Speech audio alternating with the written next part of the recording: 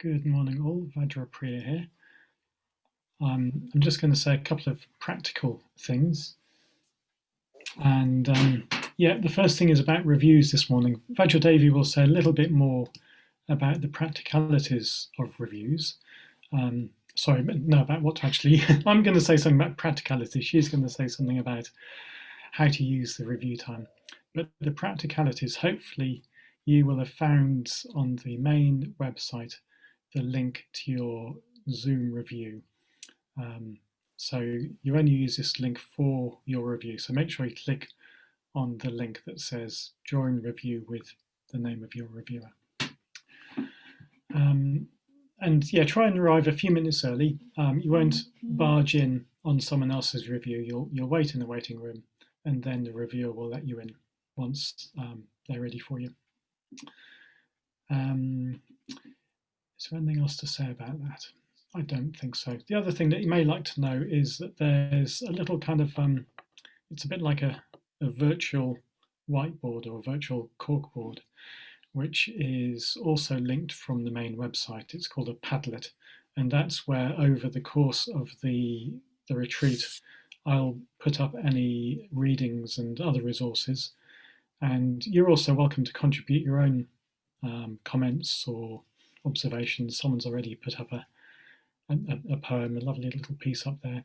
So feel free just to write messages and write reflections or your own contributions of readings and so on. And yes, that's linked from the main website. That's all from me, unless there's any questions. Okay.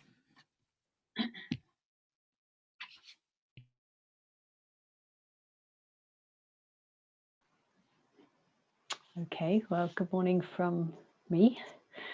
So yeah, I know a few of you have already had your first review this morning because Teja Dharani was running her reviews before this session.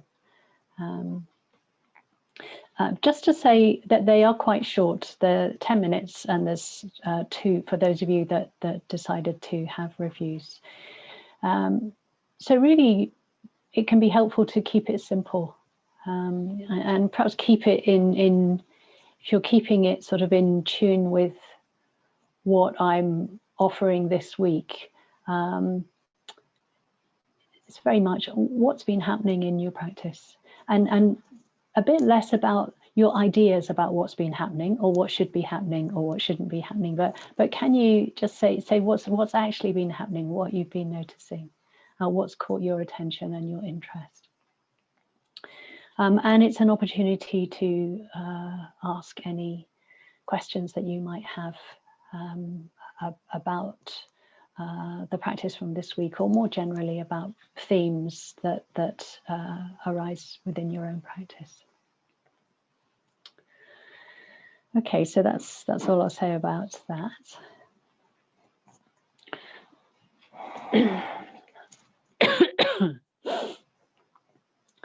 I understood there might have been a little bit of confusion last night. Perhaps I didn't signpost the meditation strongly enough. So I will do so this evening. I imagine I heard that a number of people were perhaps a little bit confused as to why I'd gone so quiet. It was because we were having a 40-minute meditation. But I will, as I say, I will flag that up. Perhaps it's something we need to do on Zoom. I really like going straight from a mantra into a sit, but yeah, perhaps a little bit more flagging. So I want to talk this morning about the faculty of faith. Something that we're already doing. Something that's, I mean, all the faculties to some degree or another are they're not new. They are not strangers. They're things that arise within our experience, and we may or may not notice them. And I think what can be particularly helpful is when we name them, when we notice, this is faith. I think it can be very confidence giving to just really recognize moments when those beautiful qualities, those skillful qualities of mind are actually present. What we're present to, we encourage more moments, we encourage more flourishing, just through the clear recognition of a quality. But before we dive into faith, I want to say a little bit about what I mean by mind and watching the mind. So at its most simple, what we are doing and what we have been doing is noticing the experience of body and mind through the 5 physical senses, but also the mind sense. In the early Buddhist tradition, it talks about how the mind has no color, no form, no location, which I really love. It just spells it out. It's completely intangible, and yet we can know the mind through its activities and some of its functions. So when we recognize that thinking is happening, we are knowing the mind. Thinking is an aspect of mind. When we recognize imagining or perceiving, or that the mind is attending to something, when we recognize the feeling tone in the mind, then we're recognizing the mind. And when we're aware, we are also knowing the mind. So how do we know we have a mind? It can be a very interesting question to sort of drop in. But conceptually, we know we have a mind through the things that we know, the things that we can recognize happening in through these functions, through these qualities of mind. And we're this week using mindfulness to recognize more of these qualities, these aspects of mind. And it's important that we look quite gently, we approach quite cautiously, if you like, or softly, with a certain degree of patience. I sometimes liken it to sitting in a bird hide, where not much happens, but our job is just to sit there and be present. And if you like, keep the attention quite soft and quite broad, and keep the eyes, in this case, quite soft and quite broad, so that we notice the various sort of movements that come from the outside of the bird hide, or the movements of mind that we can pick up on if we're there, quietly and patiently.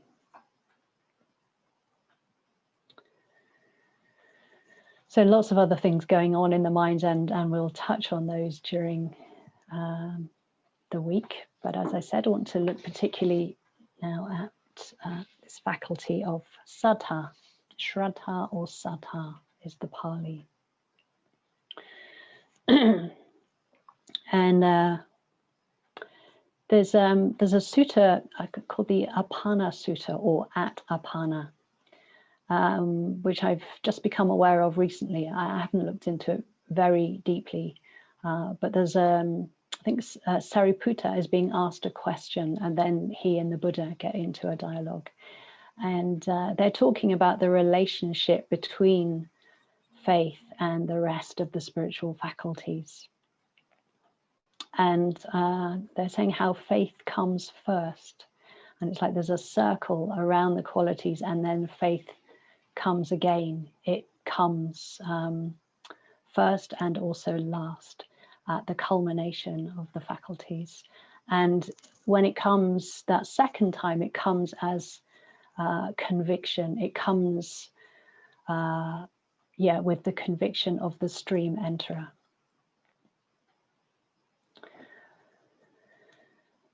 So this reminded me when I heard about this. I think a night or two before, I'd been at our local centre, and there'd been a talk by an order member called Saddha, who many of you will know. She's the chair at Adhisthana at the moment, and she used to be the chair at Taraloka. And she posed a question in her talk, which had quite a strong effect on me. She said, what would I do differently in my life if I really believed enlightenment was possible? If I had that conviction, if I had that culminated faith, rather than the sort of faith early along the path, what would I, how would it change what I do? And I know on a certain level, I believe enlightenment is possible, but I don't always act that way. The conviction has not deepened to the point where it affects all of my actions and behavior. So I heard this talk, saw its relationship to faith, and then I had a dream that night. So I'm afraid I'm going to tell you my dream, or at least a little bit of it. Because I dreamt that I had received a letter, and I get a lot of these types of letters from various hospitals and clinics for different medical appointments. Nothing very serious, but I get quite a lot of them. And they always say, this is the time of your appointment, this is where you have to come, this is the date, this is what you have to do beforehand, if there's any preparation to be done. And this letter was basically an appointment to my death. It was saying, well, you have to turn up at this time, or you have to, actually I could do it at home, you have to take this pill at this particular time, and this will be you. And it's sort of your duty. It's sort of what you need to do in order that other beings can thrive. You've sort of had your time, and it was a very strong dream, as you can imagine. And I prevaricated. The dream went on quite a long time, and there was a friend who I had. We were ordained together along with Saddha. And this friend has subsequently resigned from the order. But she was saying, she wasn't exactly sure what I had to do, but she was saying, oh, have you done it yet? Have you done what the letters told you to do? And I kept saying, no, well, no, I haven't, not yet. And I came out of the dream and reflected on it and thought, what is it that I need to die to? What is it that I need to die to allow this conviction to really flourish,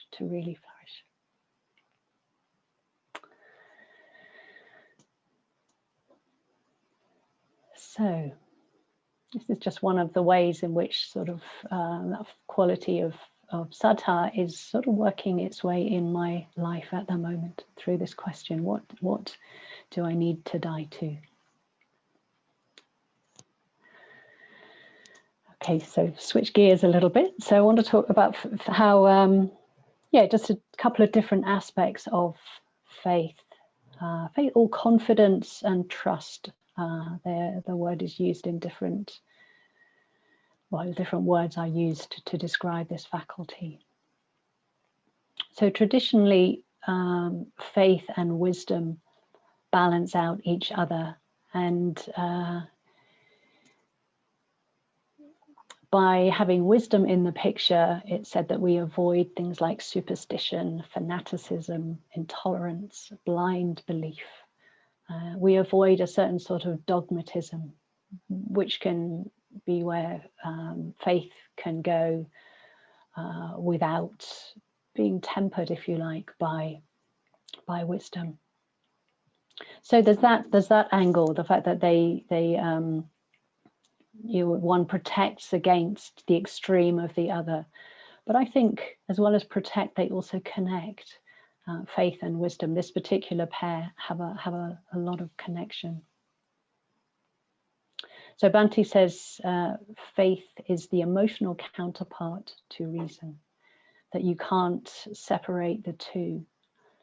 And yet he also says you can't say that wisdom is feeling or that it is knowing, because it's both. It says this in Living with Awareness. So wisdom has feeling too. And faith has reason, actually. I think it's perhaps an intuitive type of reason, but it's certainly not devoid of reason. So I want to talk about a couple of different aspects of these qualities. Firstly, faith as being a receptivity to something higher, to higher values, and receptivity to the Buddha. The Buddha and the Dharma. Bhante again talks about this as faith as an intuition in us of perfect vision. So it's quite subtle, isn't it? You intuit perfect vision. Subhuti has a similar sort of angle. He says faith is wisdom, but not fully realized. It's a powerful response in us, faith, to reality, to the Buddha Dharma, to the truth. But perhaps we don't quite understand it. Maybe it's a bit like I don't quite know what I need to die to. There's some strong sort of impulse, but there's a lack of sort of understanding, and perhaps a lack of deep conviction as well. But that powerful response to reality is significant, really significant. And whether it's on the sort of subtle end, whether there's just this little intuition, or whether there is that powerful sense, it's important that we can just recognize those moments when we feel in tune with our values, in tune with the Dharma.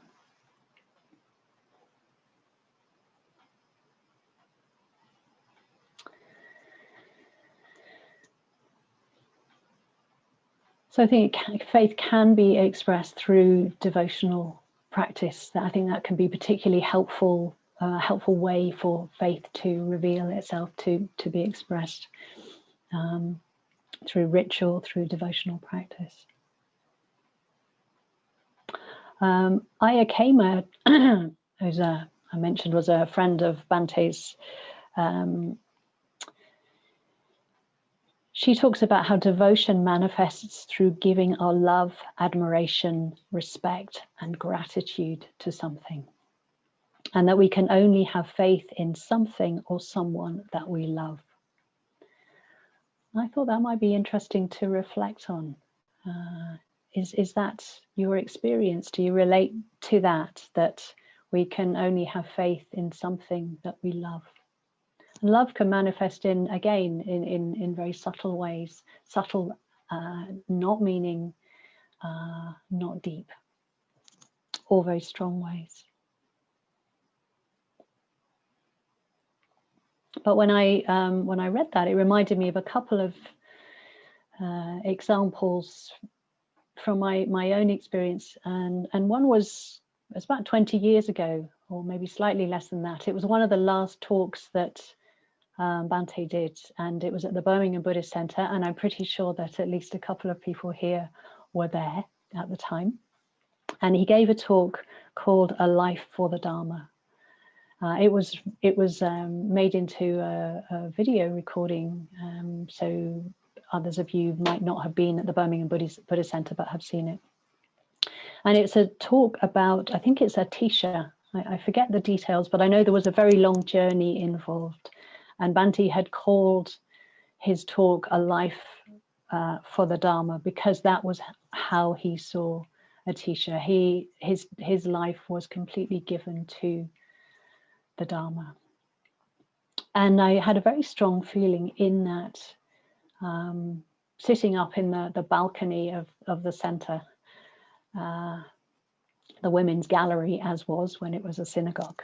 I saw Bhante as being the same, as having given his life for the Dharma, and I felt very, moved by that, very inspired by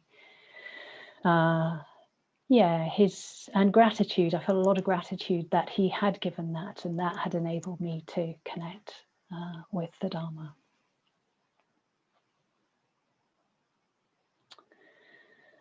I had a similar but different response to hearing, being on retreat with Joseph Goldstein, American meditation and Dharma teacher, who, my relationship with him is quite unformed. My relationship with Bhante is much more personal, much stronger.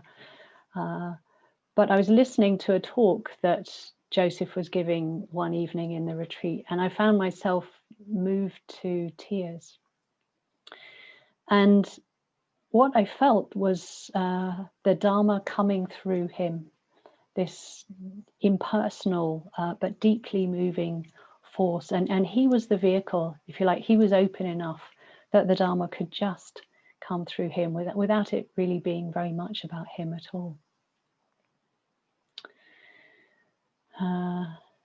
So in both those cases, I felt my faith was very alive, was receptive to something higher, to the values of the Buddha Dharma being expressed. That's one aspect. So another aspect is having confidence in our own practice, and perhaps particularly through being with difficulty or being with doubt being the opposite of faith, and doubt being completely natural to experience. It's a mental factor like many other mental factors. So Analayo, the little quote, Analayo says, a chief ingredient with Saddha is the confidence that it is possible to liberate one's mind from defilements. So defilements is quite a strong word, sometimes translated as afflictions or the Pali Sanskrit kilesa, klesha is used untranslated. But Saddha is the confidence that it's possible to liberate our mind from these different afflictive emotions. And that's not to say, I just want to put in a little aside, it's not to say that we sometimes don't need other tools for our emotional afflictions, or sometimes it's also put as the mind that's tormented, afflicted and tormented. So sometimes we need different things besides meditation. But particularly perhaps when there's some sort of trauma involved, or deeply sort of difficult conditioning. So sometimes things like somatic experiencing or the trauma-sensitive mindfulness can be helpful, can help us find ways alongside awareness, and they both use awareness, where it's possible to be with emotions that we otherwise wouldn't be able to.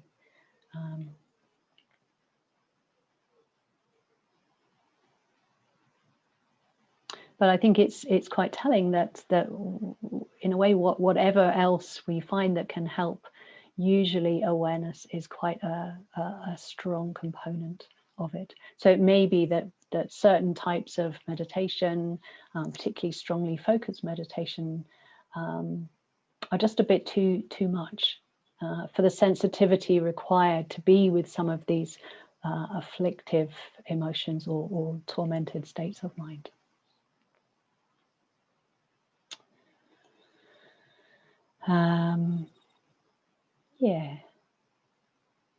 So looking back again a bit at doubt, and it is easy to feel a bit underconfident or unconfident about our practice, to feel that our practice should be different, it's not quite calm enough, peaceful enough, good enough.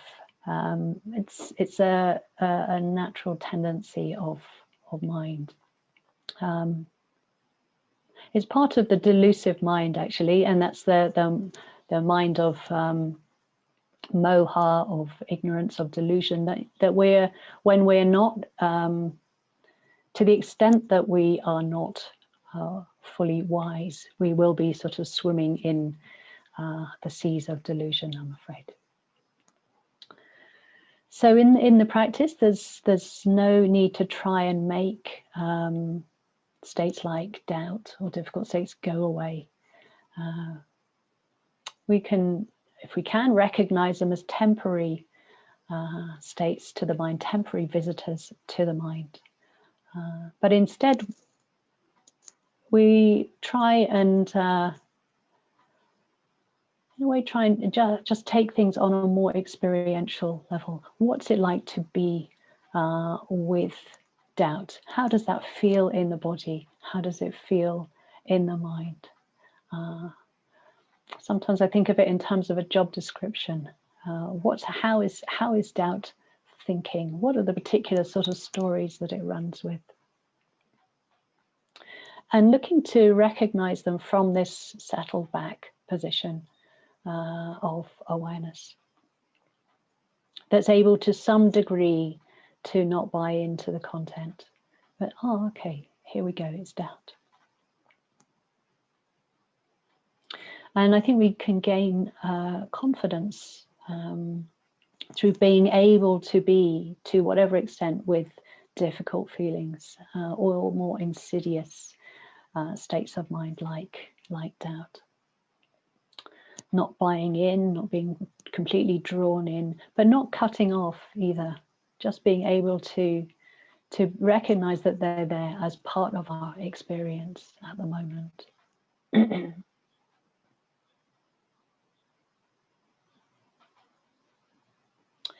Sometimes I think doubt is there in the mind because of certain ideas we have in the mind about how practice should be, and a sort of failure for our experience to meet up with these unrecognized ideas. So one of the things that can be very helpful is to recognize the ideas in the mind that are usually some sort of expectation about how the practice will be. And often there's a bit of a roller coaster between the expectations and then the disappointment when we don't manage to somehow make our experience conform with these expectations. I think often expectation can be a bit disguised as something that feels as if it's sort of spiritually good. It can be disguised as a sort of longing or a yearning, which in some ways can be can feel like it's yearning for the good, and it may be, but what we can miss out on is the degree that craving is in the driving seat, this wanting our experience to be a certain way, and a non-acceptance of how it actually is.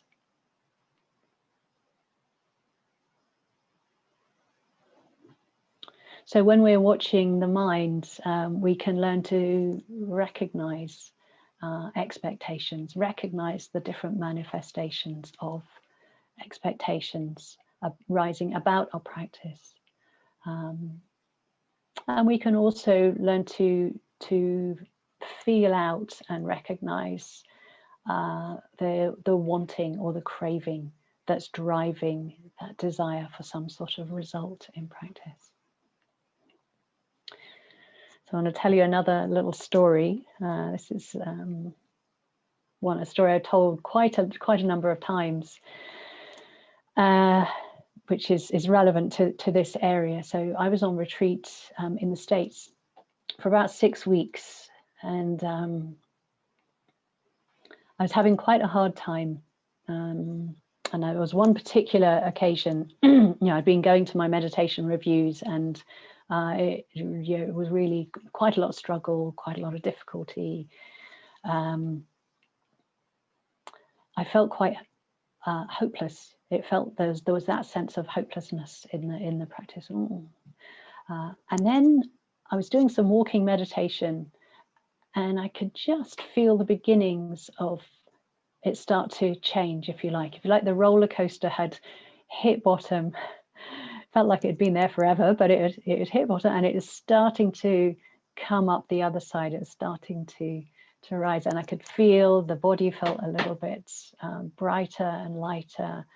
Feel that the mind, there was a little bit more joy. And at that moment, just starting to come up, I noticed the mind starting to transition from hopelessness to hope. And it was very tempting to stay on that roller coaster, to go with hope. But at that moment, I recognized how if I did that, that hope at some point would turn back into hopelessness. It was inevitable. By buying into one side of that dichotomy, I would be setting myself up for the other side. So I just recognized hope. And rather than getting on the hope roller coaster, I just recognized that quality in the mind with awareness and some degree of clear seeing. And I think it sort of saved me from that particular round of upsy downies. And that's not to say it's not happened again, but it was a strong sort of lesson for me around this territory: hope, hopelessness, expectations leading to disappointment, and just being able to catch it and be with how things were in that moment. Because the hope was always for something else, in the same way that the expectation is for something that's not present right now. So yeah, I use that image of the roller coaster, and of course we have the wheel, if you like, the wheel that takes us around again, takes us to further suffering. But we also have the image of the spiral path that takes us from dukkha. Well, I find it interesting that there are different spiral paths. There's not just one. So there's the spiral path that takes, when we recognize, when we can stay with experience, and especially staying with moments of dukkha, of difficulty, unpleasantness, that allows us to move to faith, to saddha. But there's another spiral path that allows us to move to sati, to awareness. So I think they can both be in the mix there.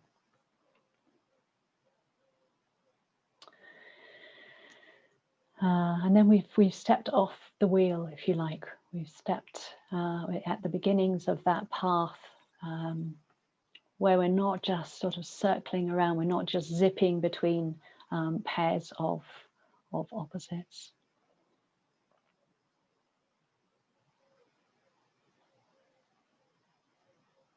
So something that's helped me a lot in my practice is a sense of faith in the Dharma, and particularly faith in conditionality. And that can sort of, I'll phrase that as that things don't happen in our practice or in any aspect of our lives because we want them to. Things don't happen because of craving. Maybe there's some element of wanting, but things generally happen because of the conditions that we've set up, conditions that support their arising. So things don't happen because we want them to, or because we think a lot about them happening, we obsess around them happening. They happen because of the conditions that we put in place, the conditions that support the desired thing happening. So I think this requires a lot of patience, acceptance, faith, being willing to come to what's happening in the present over and over again, being willing to start again and not get carried off by our ideas, our desires, our wants, but be with what's happening right now, and what are the conditions needed in this moment. How can I work with this moment? Let the results look after themselves. If we set up the conditions through being present in the moment, the conditions will trust the results will look after themselves. So we need a willingness to practice for its own sake, rather than for an anticipated result. So that's something that I think is quite easily recognizable in the mind with a bit of practice. Is there a slight sort of straining or leaning forward mentally or sometimes physically, wanting something to be different, wanting something to happen? Or is there a willingness just to work with what's present now? Not try and sort of skip over that to something else.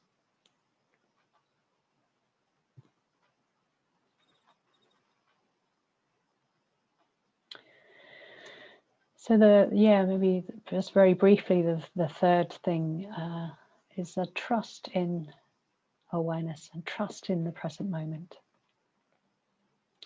So when we bring mindfulness, when we bring awareness to what's happening, I think a very common feeling can be that it doesn't feel enough. There can be a perfect storm of a mind state, the strength of something desired or the strength of the pushing away of something, a lot of thinking. And to simply be aware feels or can feel completely inadequate to the task.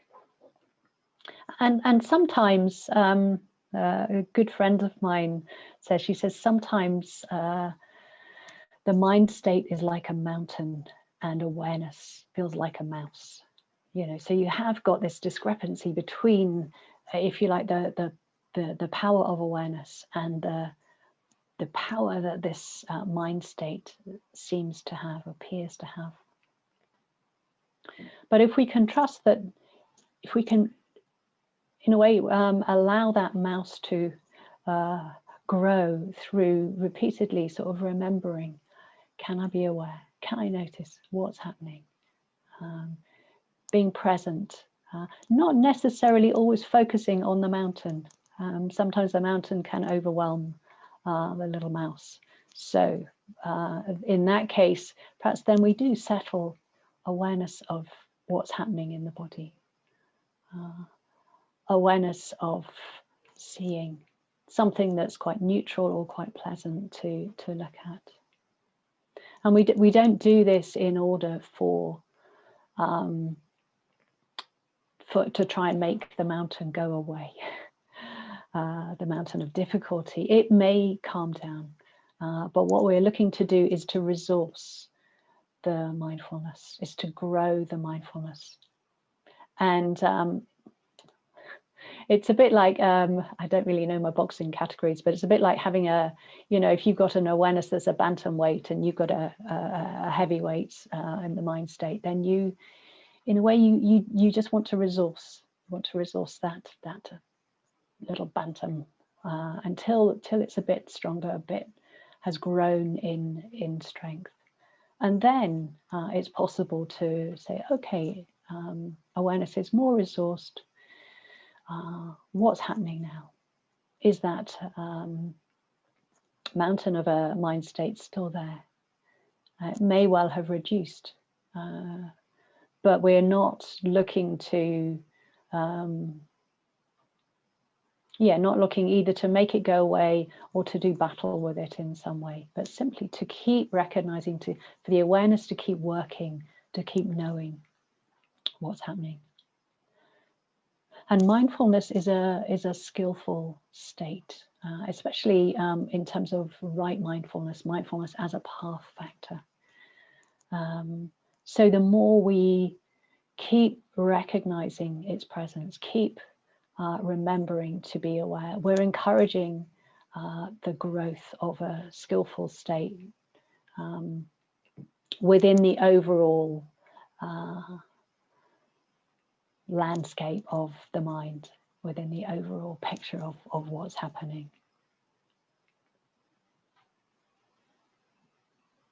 And I think in some ways this can sidestep the whole dilemma of whether we're confident or not, whether we're confident about a practice. We simply do the practice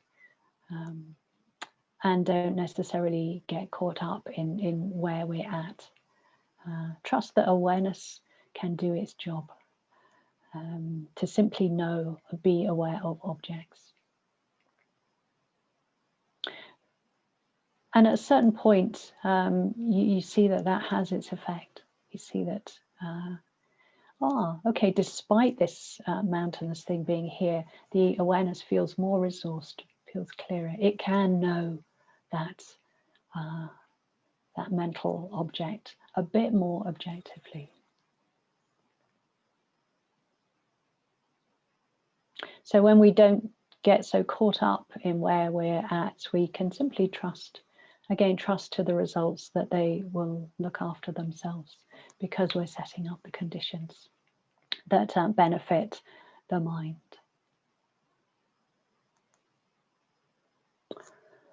Okay, so that's plenty from me.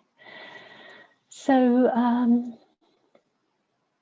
yeah, if there are any comments or questions, we can take a few about what I've just said, or there might be something from earlier, but if possible, try and keep it to in the territory of faith and awareness. Joe, yes, hello. This year I also had a different attitude towards the desire itself, because in a sense, even the desire for example, for beauty or for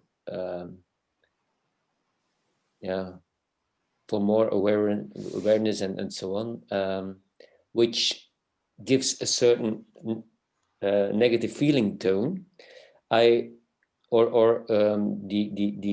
desire for intimacy or for being loved and to give love.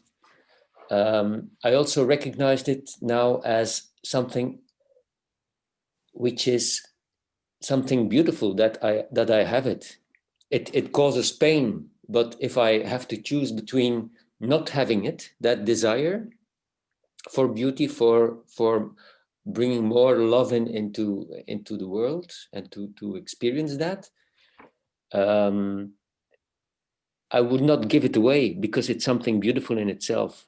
This maybe it is not fulfilled, but if I can choose between having it, that desire, or not having it, I choose for having it, because it orients me to something which is, which I want to orient myself to. Yeah. No, I think there's I think it's a mixed bag. I think desire is a very mixed bag. But the aspect of it that opens us up to beauty or to love or to nature is to higher values. It's very positive. But if you like, because there's quite a lot of desire that can be quite a closed fist, quite a sort of closing to. And actually, I think it's a bit self-defeating. It means that we're perhaps less likely to, if you like, fulfill that that need of to love or to intimacy or to desire because of the closed nature of it. But when we're able to do it with an open heart and an open hand, then yeah, I agree. And I also have a question it triggers me a bit because I hear a lot of, and it's also beautiful to work ourselves on it, but I also believe that there is very much a component of receiving it. Yeah?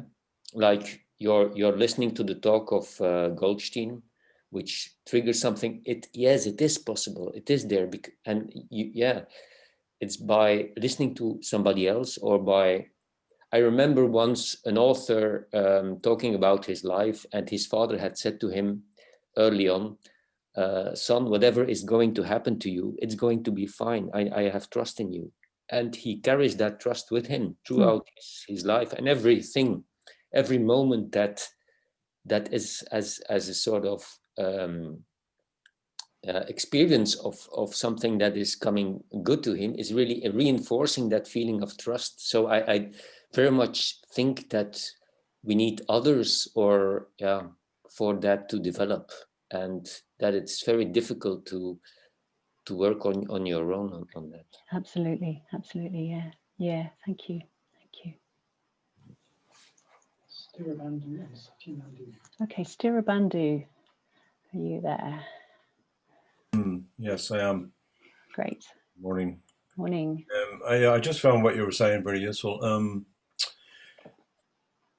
I'm finding it difficult to connect overall with the retreat, but I'm staying with that. And yesterday morning, particularly at the start, you were given a presentation, then we did a sit, or just after 11 o'clock. And I was quite agitated, and then I was overwhelmed with anger. But also there was a kind of very strong undercurrent of grief. I've had some significant deaths in my family recently. My father, not too long ago. And I couldn't sit when we went into the meditation. I just could not sit. I wanted to stay with the experience, although it was quite overwhelming. But the energy, having the grief and the anger side by side, as it were, the anger is, it's energy, isn't it? So I had to move. So I kind of, I moved around my room, and I just kind of tidied up a little bit. Actually, you were still talking, and this anger was just growing and growing. So I just listened to you and stayed with the experience as much as well. So this part of me going like, I'm too overwhelmed. I need to step away from all of this. But at the same time, what you've just been saying about in the past half hour or so about faith and all that is quite interesting, because I'm finding myself experiencing a lot of doubt and questioning faith. So I'm interested. I don't know if I have a specific question, just have any thoughts you might have in the area of anger and grief. Excuse me. And actually trying to stay with both of them, because it's so intense, Yeah. This part of me just wants to run down the street and say, I've had enough. It's I mean, there's a lot that I could say, and probably will say a bit more later in the week, but for now, I think your instincts were sort of on the nose, really. You needed to be able to hold the experience to the extent that you could. You needed to move. So tidying up, moving, in a way we sort of I think the tendency when there's a very strong experience is often to give it almost all of our attention, and it feels like it demands almost all of our attention. But actually, what we need to do in order to hold it is to give other things attention, because those more neutral things will help sustain the awareness, which will enable us to stay with something without being overwhelmed. At times we all get overwhelmed. That's not a problem. But what we're looking to do is look at what's the helpful condition that enables us to stay with a strong experience and to resource awareness, as I was saying. So moving around, what you were doing, great. You could also move in terms of walking meditation, or just going for a walk, going to look at the sea. but in a way giving, it felt like intuitively you had a sense of that's what you needed to do not get distracted, or not go to distraction, like not close off the Zoom meeting and go online and look at something on YouTube, but actually, and not even leave the room, sort of, stay in a retreat state, as it were, and hold it. At the same time, wanting to scream my head off. Well, Sadhu, because I think it's this. I think this type of practice is very confronting, and so it takes quite a lot to stay with it. I've just done a week with Padmaloka, and the theme there was just sitting, so I was kind of like, ah. And right at the end of the retreat, just as we were going into a meditation, there was news of another significant death in the family, and I was just like, bring it on, So there's I don't know, there's a need for an awful lot of very gentle holding, I would say, and probably sometimes some screaming. Screaming awareness, scream away. maybe not during the meeting, but it's like it's not about. We're all held within the bounds of the precepts, but there's no precept about not screaming. So if we can just, whatever we need to do, if we can also just do it with a little bit of awareness, with some awareness. Sometimes we just have to give ourselves a really big field because of what's happening is so intense, and and that makes a difference between being able to stay with, to some degree, keep awareness in the field, rather than, like you say, just having to disappear into distraction. Okay, that's useful. Thanks. Thank you. Satchinandi. Okay, thanks. Can you hear me? Yes. Okay. So what I wanted to say is, it's a bit along the lines of what Joe was talking about this thing about wanting or longing. I don't know, no, not those words. I remember many years ago, Lama Shenpen saying that there are different types of thoughts, and there are thoughts that can have a real power. And I think from that time on, probably what I think is the most significant part of my practice has been prayers in the morning, or wishes, which are like, may I awaken for the benefit of all, and may I recognise the nature of mind. These things that I long for, but I'm affirming. And I just wanted to put in a plug for that type of way of working, because I think it's mysterious. Actually, even before Shenpen, I remember that I'd make these wishes, like being able to know what I feel, like years ago, and they seem to happen. It's like it feels like a rudder or something. So like a positive intention that you is being reinforced. No, great. No, plug taken. Thank you. Maybe one more if Vajradevi is fielding. Sharon. Yeah, nice and quick. I seem to have missed the name of the sutta you talked about just before Satnandi. It's Apana Sutta, Apana. Okay. And I think Apana is the place. So sometimes it's called at Apana, or otherwise just the Apana Sutta. And also the name of Banti's talk. A Life for the Dharma. For the Dharma. Okay, thank you. That's all from me. Yeah, great. Okay, good. Thank you all. So we'll leave it there for now. Can I just say one quick interruption? That talk you're referring to was in 1999. It was one of 3 talks he gave that were a series, Standing on Holy Ground and A Life of the Dharma. I can't remember the other one, but they're on Free Buddhist Audio, and they're also available through the videos section of Clear Vision. Fantastic. Thanks, Dhirubandhu. That's great. Good. So you can follow those up if you feel moved to do so. So maybe let's have a break. Let's have a little tea break. Good, there you go, there's the details. And we'll come back, I'll make it 27 minutes past, which is, okay, let's come back at 22. So you get 13 minutes today rather than 10. And we'll come back and I'll lead us into a sit. Yeah. Okay, so if you'd like to get comfortable, and we'll have a period of sitting.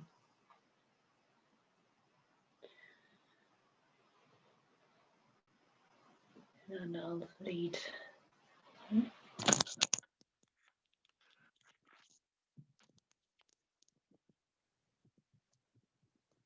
Okay, so we're going to have a period of sitting. Now that you can hear me.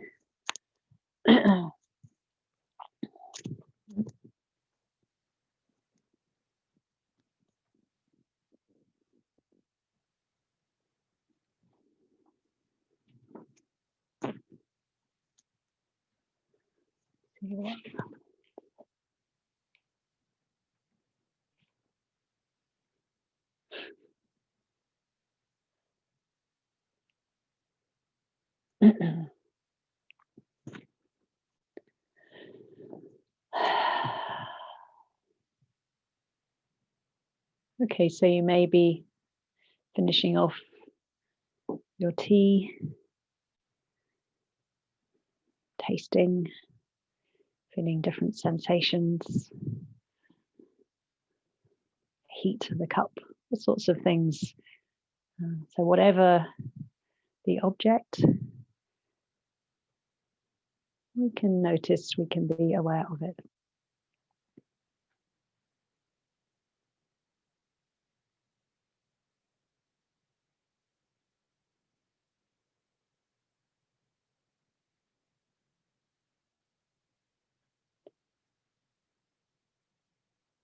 So we'll sit probably for about 30, 35 minutes, and I'll lead through maybe the first half and then leave you.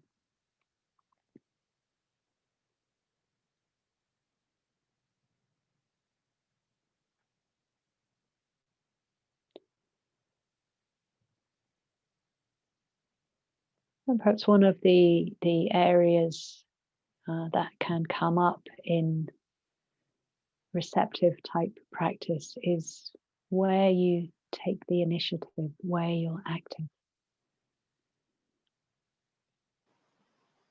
And it's a good area of exploration. But as a guideline, I think of being predominantly or primarily receptive. And from that point of settled back awareness,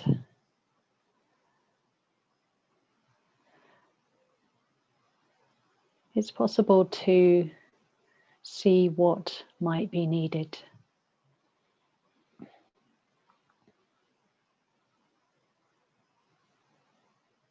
Receptivity doesn't mean passivity. It doesn't mean non-activity.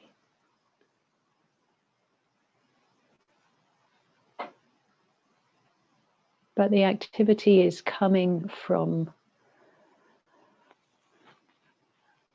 a different place, a place of breadth and ease. Not leaning into the moment.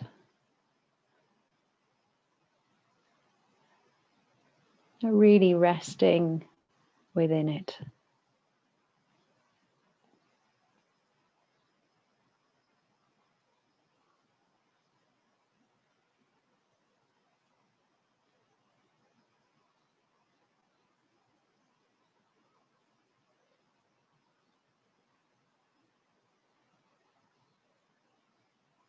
And resting within a continuity of moments allows us to see a little bit more what's happening overall.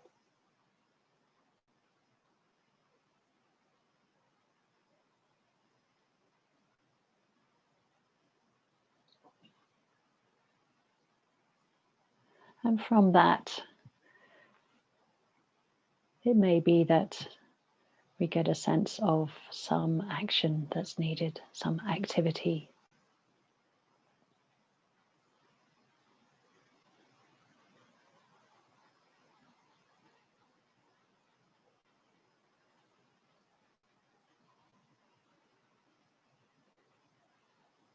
And that activity might be as simple as reminding yourself more regularly to be aware.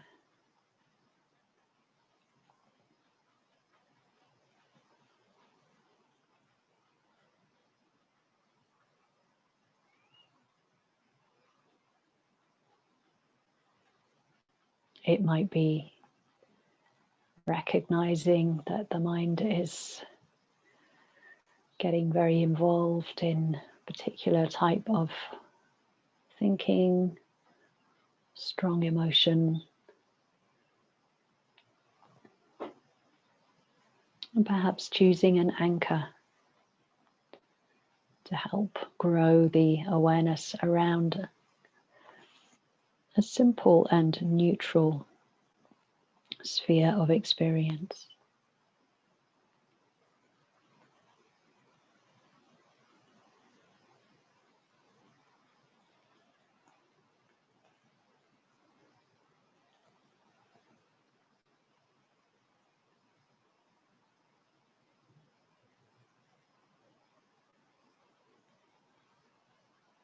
The activity might be to relax your eyes if you notice tension there, or notice that your seeing practice has become a bit too forceful. Staring down experience.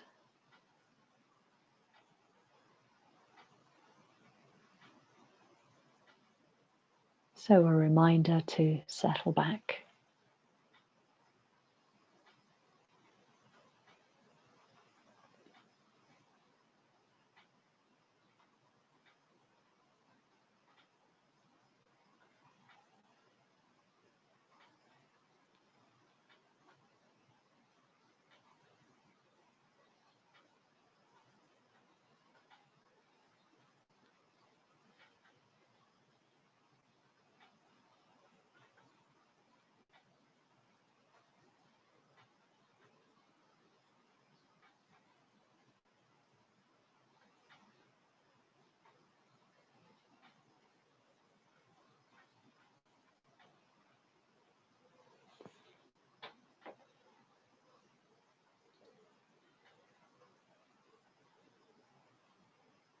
There are many ways in which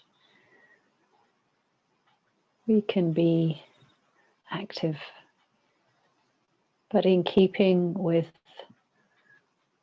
awareness of what's actually happening.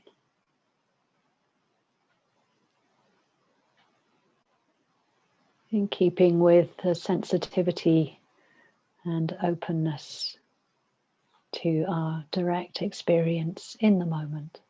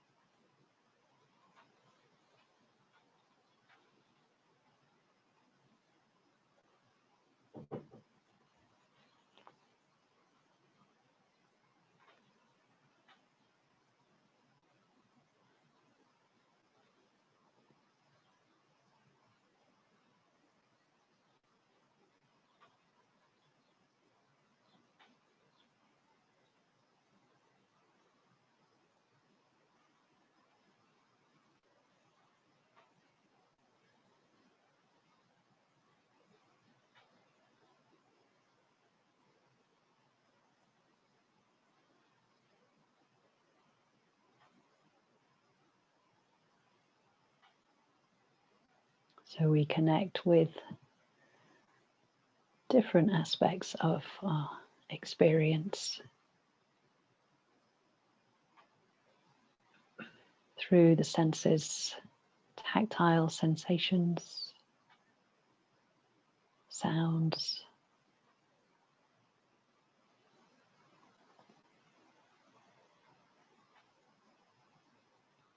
perhaps sights,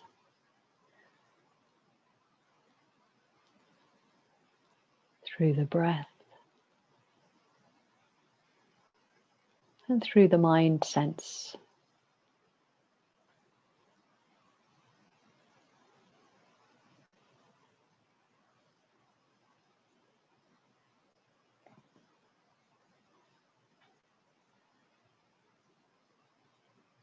And you might have a sense of the feeling tone of the mind, without naming or labeling it. That combination of feeling and knowing.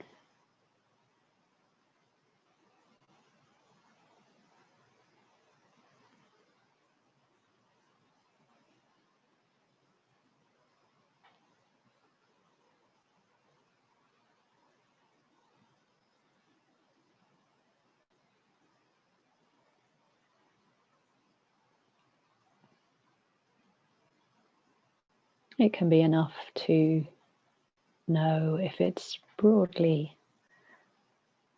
pleasant, pleasurable, or unpleasant, or a bit too neutral to discern.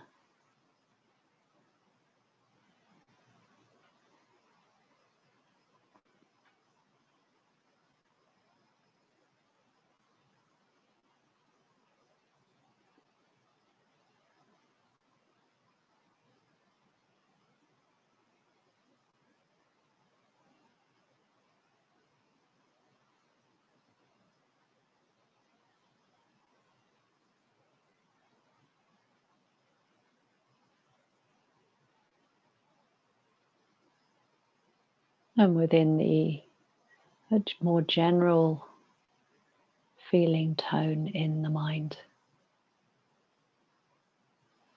you might also recognize more momentary qualities of the beautiful mind or the unbeautiful mind. Awareness can recognize both.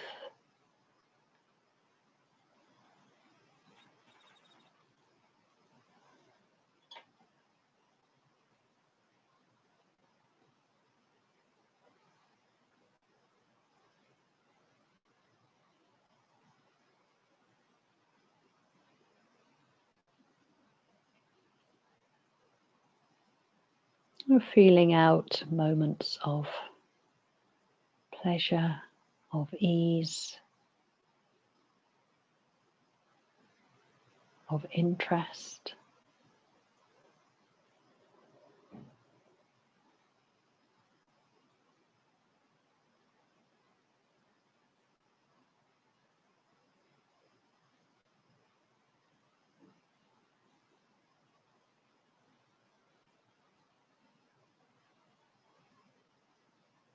Moments where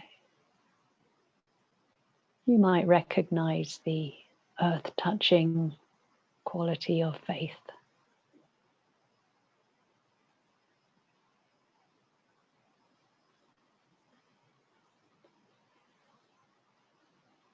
Doesn't need to be loud, defined, but it could be quite a simple contentment.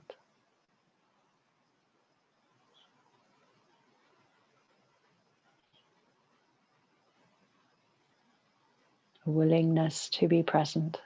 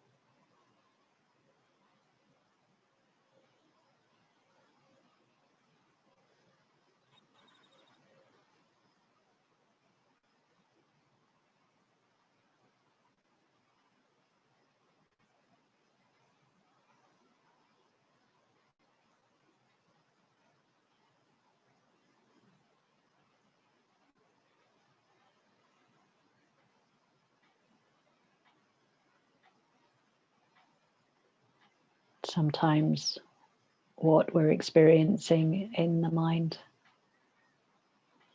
or through the body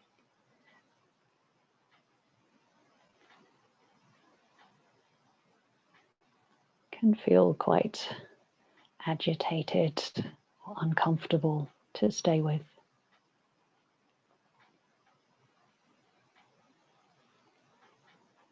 And sometimes it's possible to recognize that the knowing mind, the mind that's aware of difficult mind states, can feel quite different. It has its own nature, its own quality.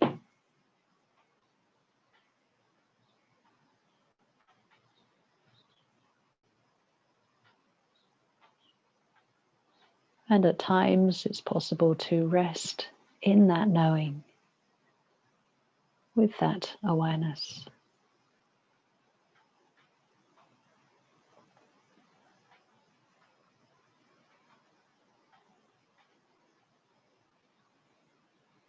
And that allows us to have a greater capacity to be with the whole of our experience.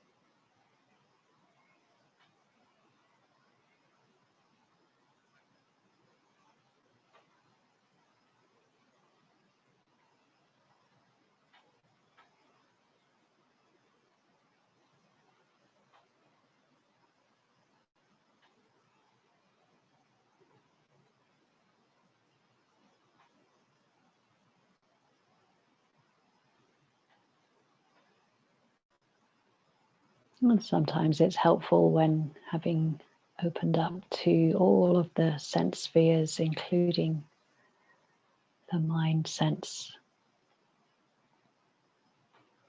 watching the mind.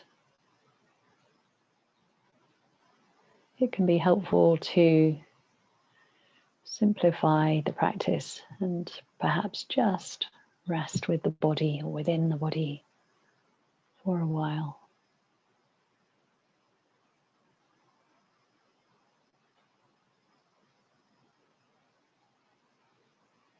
So this is another way in which we can be active from a receptive place. A sense of when it's helpful to stay open to all of our experience.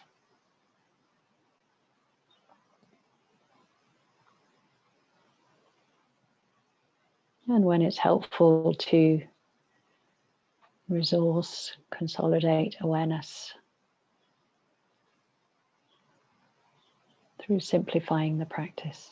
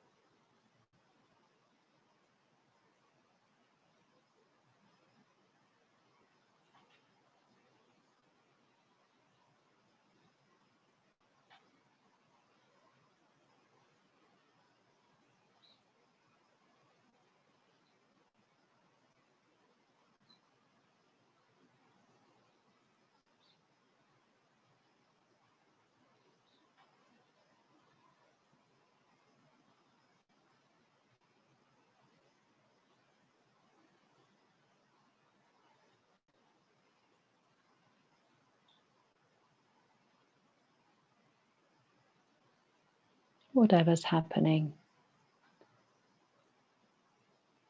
are you aware?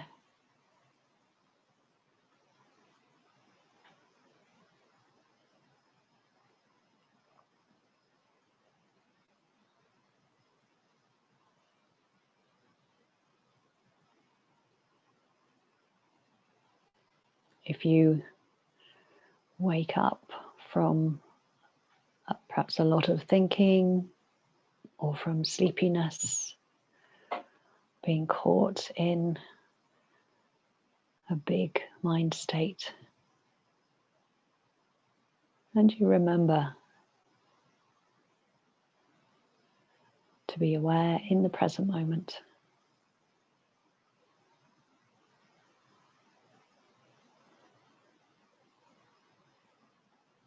There's nothing more to be done. There's nothing to come back to. Just to notice what this particular moment is like. Awareness in this moment, and this one, and the next.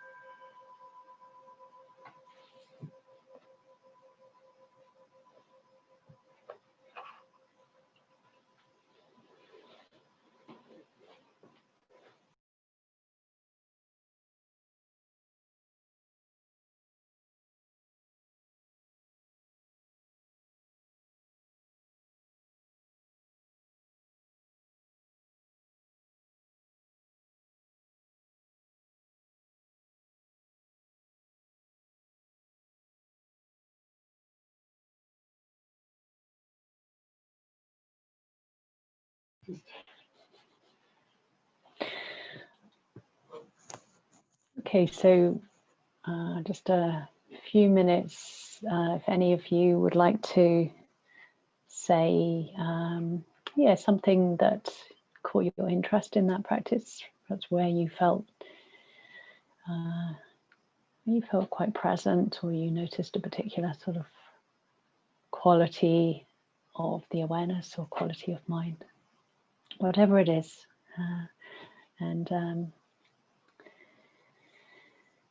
Yeah. So Vajrapriya will let me know.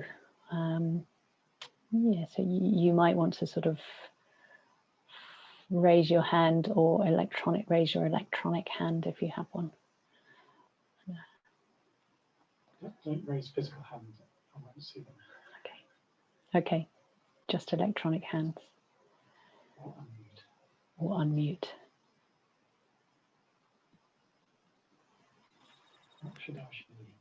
Mokshandashini. Yeah, I'd just like to say thank you for repeating this mantra of settling back. It seems to really help counter this kind of, sort of leaning forward into to counter that kind of subtle craving of something else than what's here. So I'm finding that incredibly helpful. And just then the invitation to keep it simple in the body. I almost had a sense of there's so much that awareness can settle on. So that really helped things to drop down into the moment of just that word simplicity in the body. So feel things are starting to settle. So just wanted to thank you for that clear leading. Great, thank you. It really worked. Yeah, great. Yeah, I think it's especially if we're less familiar with opening up to watching the mind. Initially, it is quite helpful to go between the two, because we can feel a bit spaced out or a bit. But sometimes it can just be the unfamiliarity that can be a bit unnerving, or it can be the mind that chases things that's quite tiring, and it can feel like, oh, there are so many things to be aware of, and that just to dip back into a simple sphere experience can be helpful. And over time, I think they're able to spend more time just aware of. When I say what's happening in the mind, it doesn't exclude what's happening through the body and the other physical senses. So just to, but we can sort of take that on more fully. And what was I going to say?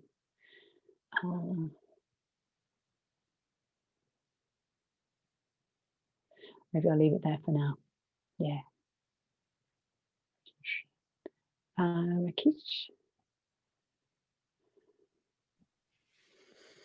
Yeah, thank you very much for that. I think not having any expectations has really helped me. Sitting down and just letting it be, whatever it is, that's what it is. And I think on one of your previous retreats, you said about making it effortless, not putting too much energy into it and getting all sort of, it has to be something. So I think those two things, just making it effortless and not having any expectations, it just opens something else up. Awareness just comes into it because you're not kind of like striving for something else. Yeah, that's right. Yeah.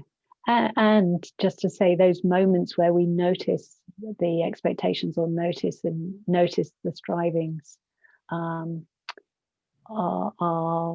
in a way equally valid. They're equally, we notice, oh, this is what the mind is doing. This is a particular activity, that sort of pulling, that squeezing, that sense in the body, or as Moksha Darshini said, the leaning into all that is part of what helps. By recognizing what's happening, it helps us to rest more fully in what you're describing, that sense of non-striving. Yeah. So awareness can recognize both sides of the equation. Yeah. Yeah. Thank you. Anyone else?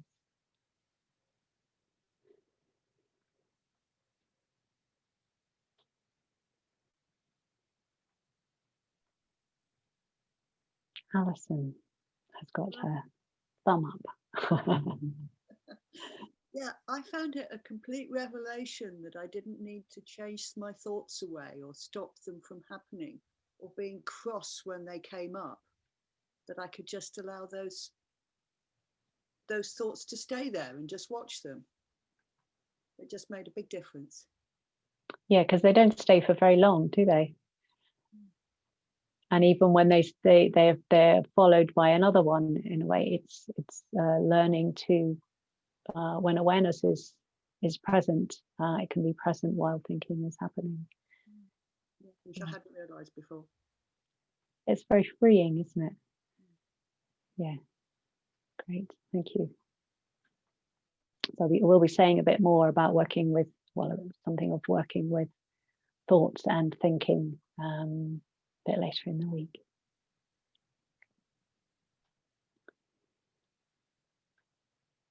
Okay, we'll leave it there, and we've got about 10 minutes, so we'll just sit, and towards the end of that, I'm going to read something. I'm not quite sure what yet, but we'll find something suitable.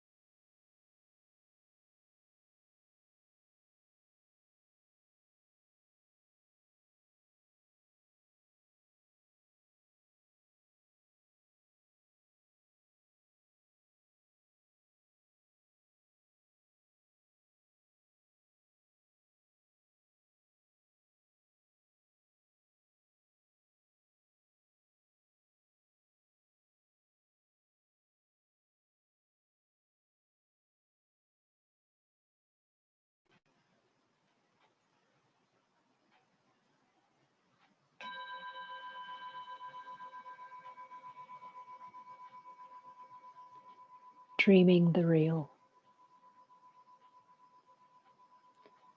I'm lying down, looking at the color of sky falling through the trees, dreaming the real, tasting what it feels like to love it.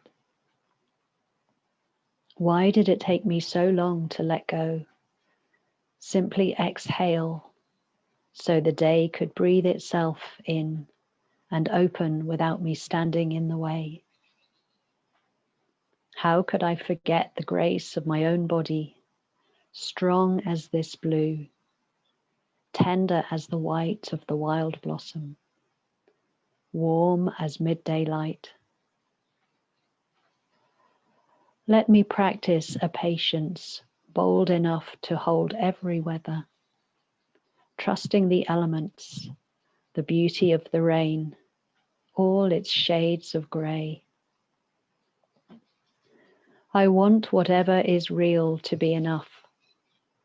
At least it is a place to begin, and to master the art of loving it, feeling it loving me back under my skin.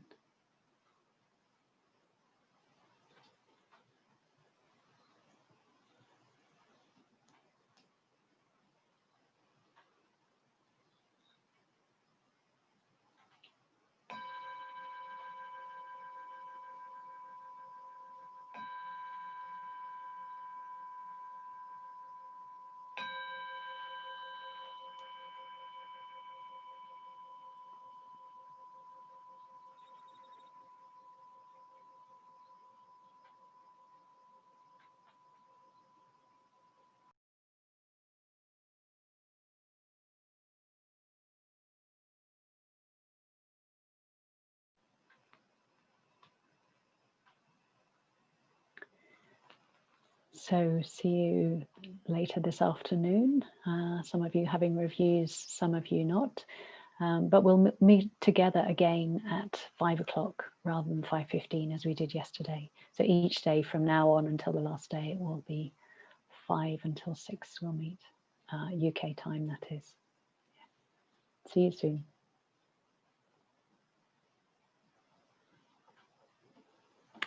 For those of you that would like to know, the poem was by Linda France, who it's called Dreaming the Real.